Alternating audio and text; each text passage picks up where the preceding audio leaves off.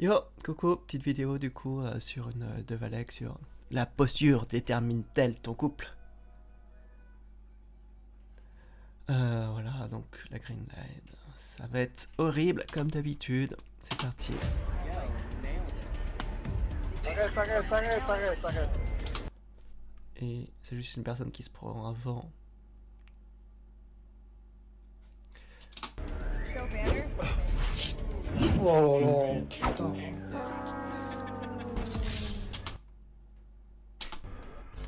Imaginons, tu es un gros BG, tout te réussit, 1m90, clavicule large, gros compte en banque et gros SUV pour compenser les quelques centimètres manquants à ton petit zizi. Alors, Ou imagine, tu as toujours besoin de te comparer aux autres pour te sentir supérieur. Et faire des vidéos où justement tu ne fais que ça. Ou dire qu'il y a des personnes voilà, qui sont de la merde. Et toi tu es incroyable, incroyablement bon, incroyablement beau, que tu as de belles voitures, que tu es riche. Non, tu ne ferais pas ça, Valek. fatigué des relations sans lendemain, tu décides enfin de te poser avec une meuf pour une C'est quoi le problème avec les relations sans lendemain? En fait, je pense que t'as pas forcément bien compris le concept. Tu vois, c'est... Soit en fait tu veux juste du sexe et bref, tu ne veux pas de relation de couple qui soit vraiment stable. C'est possible, ça dépend de ton envie, ça dépend de ce que tu veux faire, ça dépend de tes moments de ta vie, bref. Il faut toujours arrêter de penser que, voilà, l'amour c'est forcément stable, qu'on n'a forcément qu'une seule personne. Bref, ça peut changer. Ah, c'est parti. relation sérieuse et faire prospérer ton héritage génétique. Tu es quelqu'un de sérieux, alors tu décides de choper une femelle hors boîte de nuit, Waouh, incroyable, femelle. Et encore, on a toujours la boîte de nuit, parce que visiblement, tu vois, il y a des endroits où il y a des femmes qui sont pas bien, les femmes qui sont nulles. Parce que voilà, faut forcément réduire certaines femmes. Enfin, hors Tinder, hors maison close, Avec mais à chaque fois tu finis par te faire que ken. Tu es dans une totale incompréhension. Qu'est-ce qui s'est passé? Mais moi, je comprends pas, hein. Pourquoi le facteur lui a-t-il glissé une enveloppe? Pourquoi le plombier lui a-t-il refait ses canalisations? c'est pas du tout subtil. Enfin bref, pourquoi tu n'as pas de succès avec les femmes? Est-ce que peut-être ça serait parce que tu es misogyne et que tu les traites comme de la merde? Non, non, bien sûr que non. Il faudra forcément, c'est pas forcément ça. Il faudra forcément faire une théorie. Vas-y, monsieur Valek, fais-nous une théorie pour dire pourquoi tu as des problèmes avec les femmes. Vas-y. Quoi le voisin? Bon, on a compris. Mais comment cela se fait? Eh bien, malgré toutes tes qualités en apparence, Rivellino, un sombre utilisateur de Twitter, a relevé qu'un seul paramètre pouvait exposer ton besoin d'affection et ta faiblesse mentale vis-à-vis des femmes, la Green Line. C'est bien ce que je pensais. Les mecs, vous êtes juste complexés, faut arrêter au bout d'un moment. C'est quoi ce truc à la con que en fonction si vous êtes bien droit ou un peu de penché, ça veut dire sur votre supériorité, je sais pas quoi. Au bout d'un moment, arrêtez. Juste, pensez que vous avez juste un complexe de supériorité, que vous avez besoin à chaque fois de réduire les autres au néant. Bref, vous êtes juste ridicule. Peur, mon cœur tremble. Enfin, vraiment, si vous... Enfin, au bout d'un moment, si vraiment vous vous dites en tant que personne, vous êtes beau, incroyable, etc.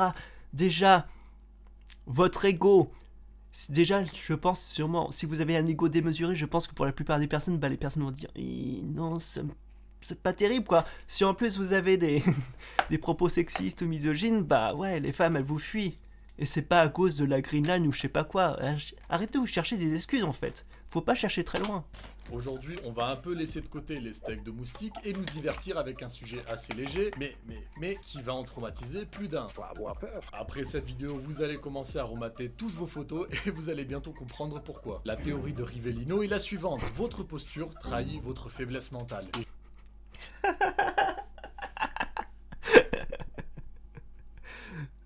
C'est pas une faiblesse mentale de de chercher en fait parce que ça serait pas une faiblesse mentale de chercher en fait dans tes vidéos à chaque fois à rabaisser les autres pour toi te rabaisser toi non pour toi te rehausser en fait. Pourquoi tu fais ça? Pourquoi tu crois en cette théorie à la con? Et chaque homme, même le plus fort du monde, peut être soumis à sa femme. Plus vous vous penchez vers elle, et plus vous montrez de la faiblesse. Et plus elle s'éloigne de vous, plus vous avez de chances de devenir un maître cuck. C'est quoi ces trucs à la con? Donc en fonction de vos positions, hop, hop.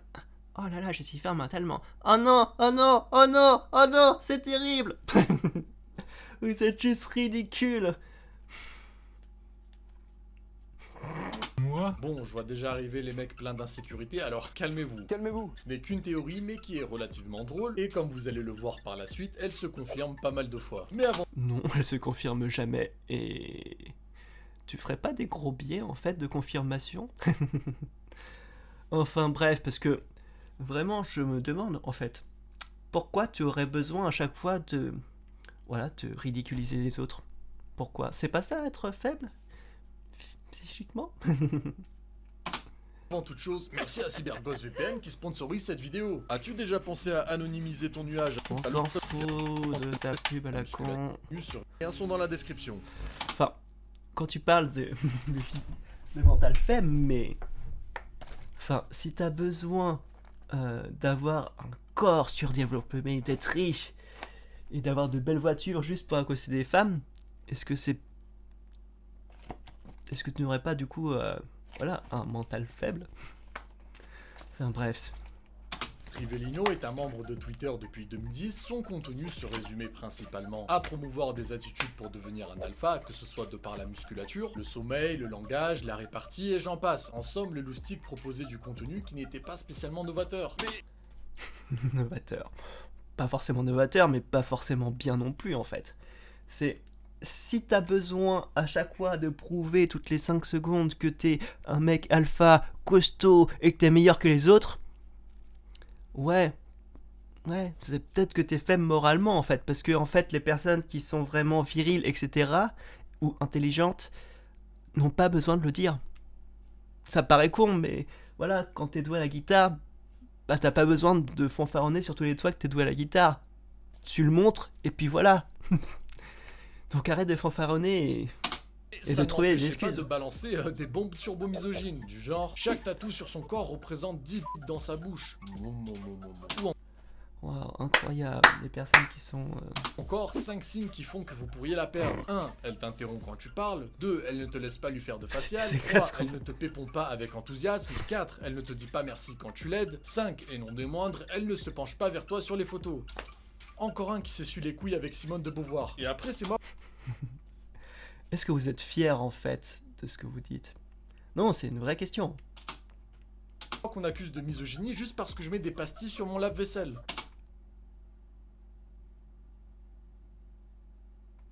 C'est pas drôle, mec. Ça s'appelle ça, c'est l'objectification de la femme. Et c'est quoi cet argument à la con? C'est... Oh, regardez, il y a pire ailleurs, regardez! Ce monsieur, il a tué quelqu'un. Bon, moi, je l'ai juste estropié, je lui ai juste cassé la gueule, mais... Vous voyez, il y a pire! Donc je suis pas une mauvaise personne! Waouh, argument à la con. Suite.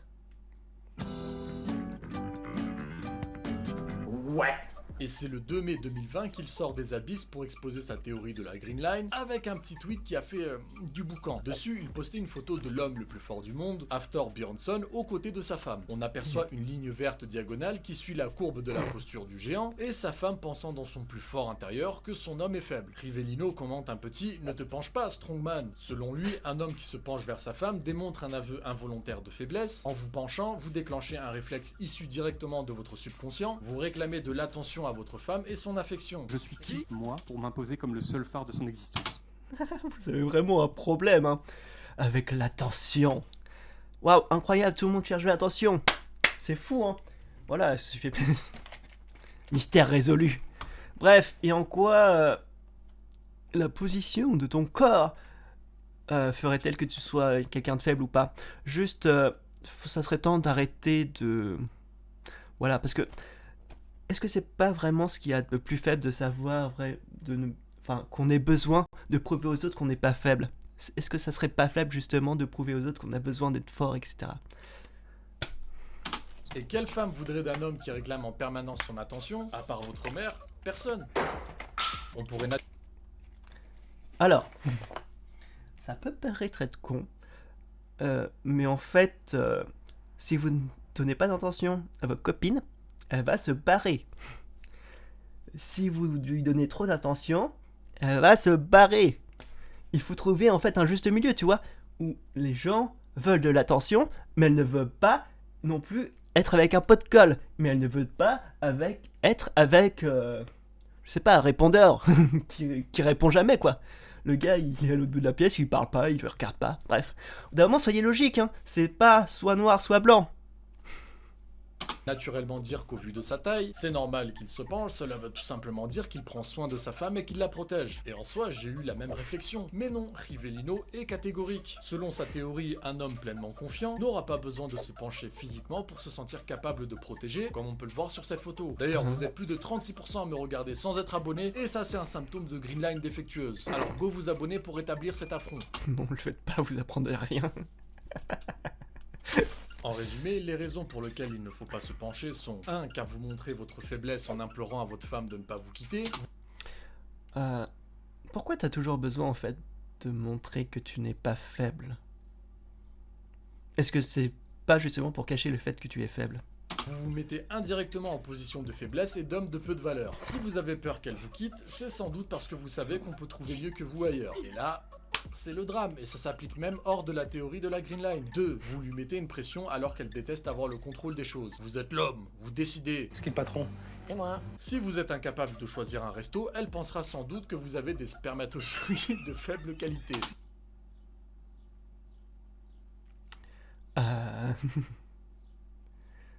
Pourquoi t'as ce sourire? Bref. Pourquoi? C'est quoi le but en fait dans ce truc?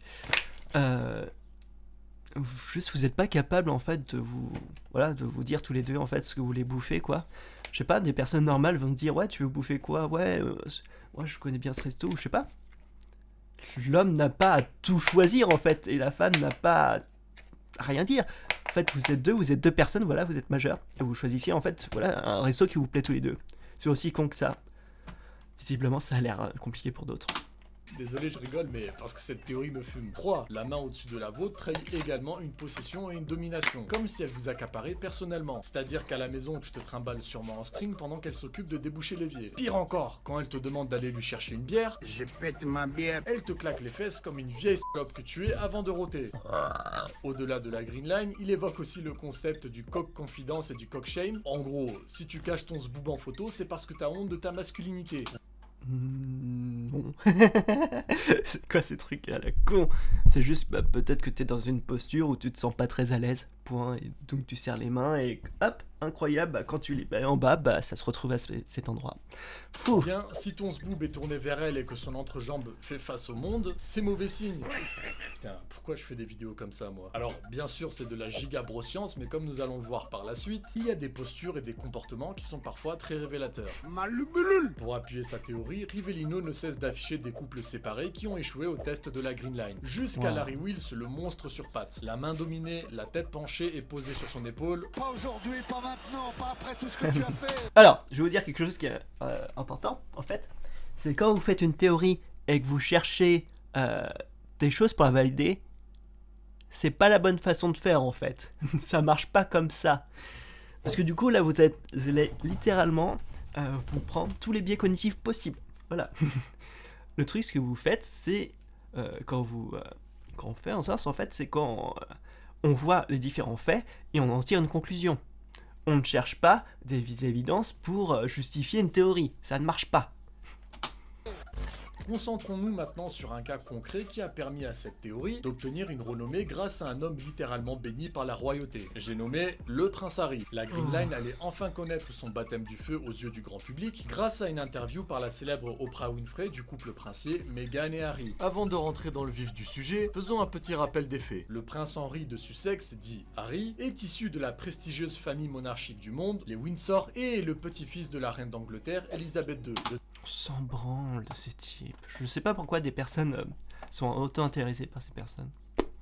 2005 à 2015, il sert fidèlement son pays, n'hésite pas à quitter une interview pour sauter à bord de son hélicoptère Apache pour aller mitrailler des Afghans en tongs, après avoir éclaboussé la bien-pensance du monde entier avec son valécoïsme le plus total, du genre se déguiser en uniforme peu recommandable, appeler un soldat d'origine pakistanaise notre petit copain Paki, bref, la panoplie de l'homme autiste full testostéroné. La Queen a fini par l'attraper par le col et lui souffler à l'oreille: écoute-moi bien petit fils de pute, t'as parfaitement vécu ta jeunesse, maintenant tu deviens un homme responsable et père de famille en inséminant une petite anglaise. C'est agréable de se faire un missionnaire ou un Amazon avec une meuf, hein. Une fois de plus, c'est le drame, le petit prince décida de s'accoupler avec une succube qui a fait rétrécir ses burnes autrefois titanesques en une minuscule paire de raisins secs. L'expression avoir les couilles en sachet de thé n'a jamais été aussi vraie. Et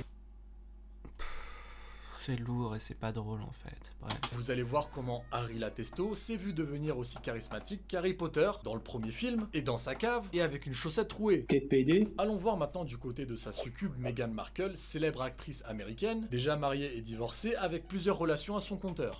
C'est quoi le problème avec ça? Juste arrêter de trouver des... Je sais pas, des valeurs et des personnes en fonction de leur nombre de relations, etc. Vous êtes juste glauque. Une femme qui semblait bien loin de figurer sur la liste des prétendantes à un prince héritier, qui est en plus censé être le gardien des valeurs immémoriales de la civilisation occidentale. Et pourtant, Ah. ils finissent par Le gardien de la famille royale, mais qu'est-ce qu'on en a à foutre, sérieux? entamer une relation en 2016 puis se marier en 2018. Rapidement, le grand public assiste indirectement au délitement de la famille royale à travers des rumeurs et autres ragots que la couronne se garde bien de diffuser. Rapidement, les tabloïds et le grand public pointent du doigt la duchesse et pensent que Meghan manipule Harry, mais toujours aucune preuve formelle qui pointe le bout de son nez. Assez pour le gossip. Maintenant, revenons à la fameuse interview du 7 mars 2021. Pendant que Meghan jouait les martyrs et monopolisait la parole, Harry Cocker ne faisait qu'acquiescer les dires de cet être maléfique. Mais un détail n'a trompé personne, et oui, vous le voyez arriver, les postures respectives du couple. J'ai peur, mon cœur tremble. Suite à l'attitude passive du prince envers sa femme, les médias anglo-saxons ont donc fait appel à des experts du langage corporel, comme Mike Carter qui a confié au Mail Online les mots suivants au sujet de la posture du prince. Nous avons tendance à nous pencher physiquement vers les choses que nous voulons, aimons et ressentons fortement. La coach en relation de couple Rachel New nous dit également qu'avec cette Les coachs en relation de couple, incroyable, des personnes vraiment de confiance. Hein. Et puis des ragots, surtout par voilà, des, des magazines, Polaroid, bref. Incroyable, c'est très scientifique ce que tu nous fais. attitude penchée, la personne qu'il est prête à accepter l'influence de l'autre personne. Elle poursuit, la main de Meghan est au-dessus de celle de Harry et son épaule est située devant sa poitrine. Cela montre que c'est elle qui a le contrôle. Pauvre Harry, même en partant avec une vie en mode facile, il se retrouve condamné à finir sa vie sous la coupe d'un démon en tailleur. C'est quoi le problème avec cette femme en fait? Pourquoi t'as un problème avec cette femme? Enfin bref. Forcément, une fois répandu sur TikTok, certaines femmes en ont profité pour voir qui était dominant dans leur couple, et malheur aux hommes penchés. Quelques femmes ont même affirmé que ce test résumait très bien leur relation, et clamé haut et fort que leur homme était bel et bien dominé dans leur couple. Waouh, incroyable, c'est des billets de confirmation. Waouh, ce n'est pas parce que c'est... Je ne sais pas. Enfin, au bout d'un moment, ça paraît con, mais... Voilà, si je vous dis que par exemple, oui, les hommes dominés, ils ont forcément une petite cuillère verte. Voilà. Ils ont gardé une petite cuillère verte, voilà, ils ont une petite cuillère verte chez eux.